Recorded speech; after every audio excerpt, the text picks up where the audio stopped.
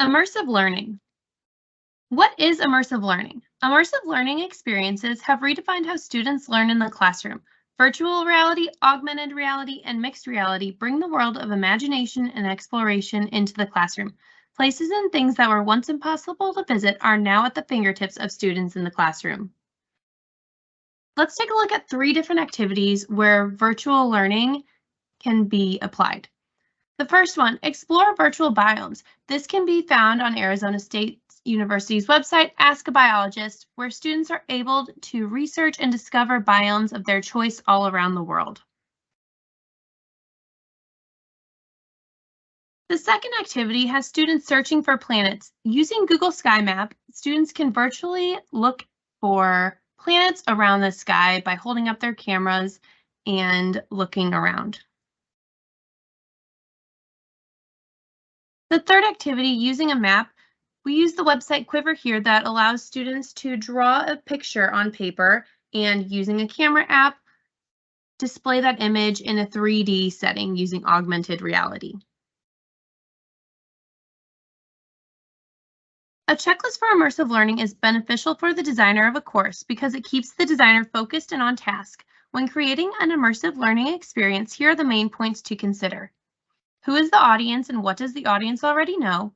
What is the audience and what are the students expected to learn? What is the immersive learning platform and being used and how will it benefit the students? How will students be evaluated and how will the lesson be evaluated? So let's take a look at that third activity to see how these best practices can be implemented. First, understanding our audience. Who is the audience? What does the audience need? What accommodations do they have? And what gaps are there?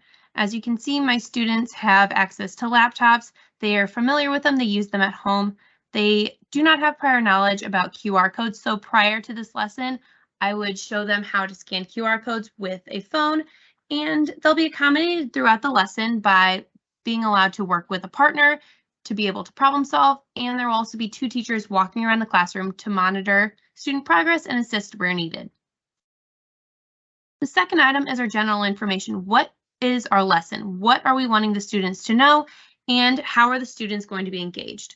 So in this lesson, the students will be able to identify the 7 continents and the 5 oceans on a map, and they will be able to understand the difference between a map and a globe. During this lesson, the students will be labeling and coloring their own maps on paper, and then using their immersive learning platform, the students will be able to see the maps transform into interactive globes that they can move around and manipulate. Now for choosing an immersive learning platform. We want to think about what type of platform we're using, how the students are going to use it, how safe it will be, and how the students are going to be introduced to it. So this one is an augmented reality platform called Quiver, and the students are able to access this learning platform through their laptops or other electronic devices. It's grade level specific, and the content on the website does target certain grade levels and audiences. It's safe because teachers are able to monitor it through the use of light speed and the website through their laptops.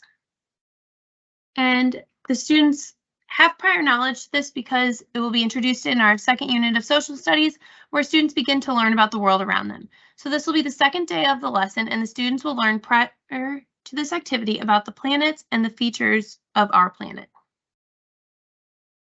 Then on our checklist, we need to evaluate and assess our students. How do we know our students are learning? What are we going to do once we know that they're learning? What types of assessments are we going to be having? For this one, students are assessed on the maps that they create. Were they able to identify the locations of the continents and the oceans correctly?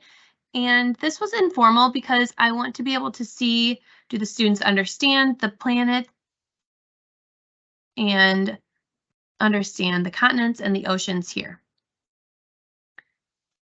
Then I need to reevaluate, reflect on my own teaching, and I can do that by a personal reflection at the end of the lesson, as well as talking with my students and having a discussion about what the lesson was about.